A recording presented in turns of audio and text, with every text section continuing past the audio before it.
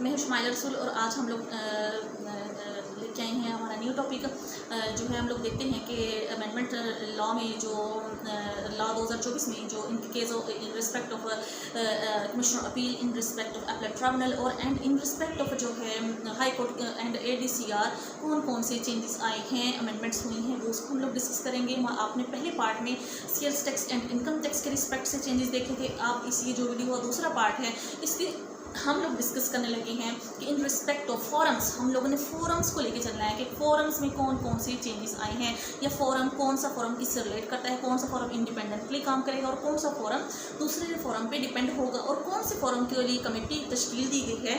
ये क्या क्या मजीद income tax sorry in case of appellate tribunal and in case of high court जो है चेंजेस आए हैं।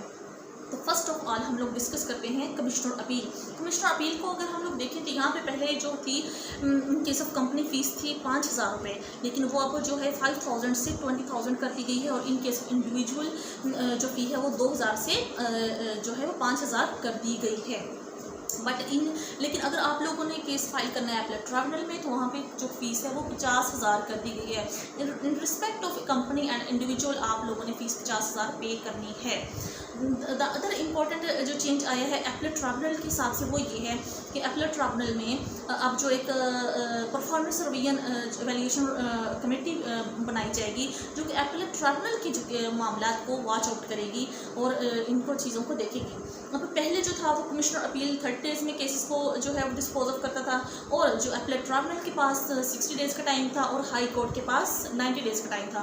But that is also change now. अब 30 जो डेज़ होंगे मीन कि 30 डेज़ में कमिश्नर अपील ने केस को डिस्पोज ऑफ करना होगा, 30 डेज़ में अपीलेट ट्रिब्यूनल ने करना होगा, 30 डेज़ में ही हाई कोर्ट ने करना होगा। अपीलेट ट्रिब्यूनल के हिसाब से एक और चेंज जो देखें वो ये है कि जो अब CA जो जिन्होंने किया हुआ होगा वो भी as a member for appellate tribunal में अप्लाई कर सकते हैं। ठीक है, अब कुछ लोग इस हिसाब से रिजर्वेशंस भी अपने दे रहे हैं, अपने एतराज़ात भी कुछ लोगों के आ रहे हैं कि हम जो CA के लोग होते हैं वो ऑडिट को स्पेसिफिकली डील करते हैं, तो while for litigation CA people are being recommended. ये भी इस रिजर्वेशन को भी लेके कुछ लोग चल रहे हैं। Let's see in coming time. And the other जो चेंज अपीलेट ट्रिब्यूनल में आया है वो है कि अब एडजर्नमेंट जो मिलना बहुत स्ट्रिक्ट हो गया है, मीन्स कि मिलनी ही नहीं है। And in case of instant situation जो है वो 50,000 पे करना पड़ेगा जो एडजर्नमेंट लेने के लिए अपीलेट ट्रिब्यूनल में से। अब अगर हम लोग हाई कोर्ट में देखें, हाई कोर्ट को देखें चल के, तो हाई कोर्ट को जो है वो अब उसने जो केसेस हैं वो 180 डेज़ में जो है वो डिस्पोज ऑफ करने हैं। और अदर चेंज जो है वो कह रहे हैं कि जिसको नॉमिनल जो वो चेंज आया है हाई कोर्ट के केस में वो ये है कि हाई कोर्ट में स्पेशल बेंचेस की तश्कील होगी, और फिर वो जो है हाई कोर्ट, क्योंकि हाई कोर्ट का काम है कॉन्स्टिट्यूशन लाइक करना, ठीक है, कानून बनाना है, कानून साजी करना है, तो ये जो है उसका केसेस को देखना वो उसका एक दूसरा हट के मैटर है, इसलिए उसके लिए स्पेशल बेंचेस को तश्कील दिया जाएगा। और एक और जो इम्पोर्टेंट पॉइंट है इस सारे मामले का वो ये है कि जब कोई केस अपीलेट ट्रिब्यूनल के पास आएगा तो अपीलेट ट्रिब्यूनल सबसे पहले उस केस को रिकमेंड करेगी, टैक्स पेयर को सजेस्ट करेगी कि आप ये केस जो है वो ADCR के पास ले जाएं। ठीक है, अल्टरनेटिव डिस्प्यूट रेजोल्यूशन। अब देखा जाए तो जो हमारे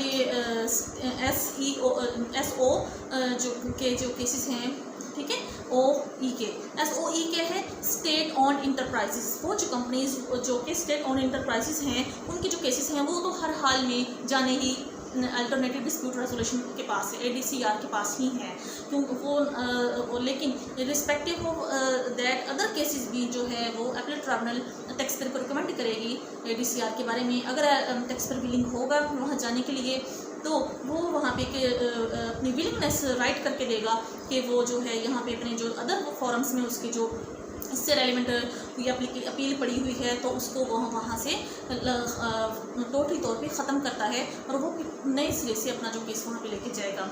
लेकिन अगर टैक्स पेयर वहाँ पे नहीं लेके जाता, केस विलिंग नहीं है ADCR के पास जाने के लिए, तो फिर अपीलेट ट्रिब्यूनल उस केस को डील करेगी। तो ये जो थे लॉ के मुताबिक अमेंडमेंट्स आई थी और 2024 जो 6 मई 2024 को पब्लिश हुई हैं।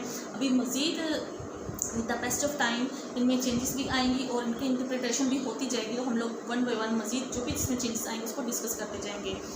Thank you very much, keep watching my channel aspects of taxation. And किसी भी किस्म का पॉइंट हो या क्वेरी हो या कोई एम्बिगुइटी हो, क्योंकि एम्बिगुइटी जब न्यू कोई लॉ आता है तो वो मेचोरिटी की फेज से गुजर रहा होता है, इम्मेच्योर होता है, तो उसमें कहीं ना कहीं एम्बिगुइटी तो रहती है और अभी उसकी इंटरप्रिटेशन का स्टेज चल रहा होता है, तो बहुत सारे क्वेश्चंस भी राइज होते हैं, बहुत सारे पॉइंट्स भी राइज होते हैं। फॉर एग्जांपल कुछ लोगों का कहना ये भी है कि ये जो अमेंडमेंट्स इन लॉ आई हुई हैं ये स्पेसिफिकली जो है वो गवर्नमेंट के बेनिफिट्स के लिए हैं, गवर्नमेंट को ही ज़्यादा इसका बेनिफिट होगा।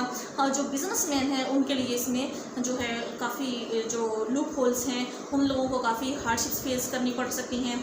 और एक और जो पॉइंट इसमें कहा गया था वो ये था कि जो फॉरम्स में जो चेंजेस आए हैं, ये जो लॉ सिस्टम को कम्प्लेक्स किया जा रहा है, ये इसका बेसिकली मकसद इनजस्टिस जो है उसको प्रिवेल करना है, प्रोवोक करना है। तो different people have different opinions in let's see. Thank you very much, keep watching my videos.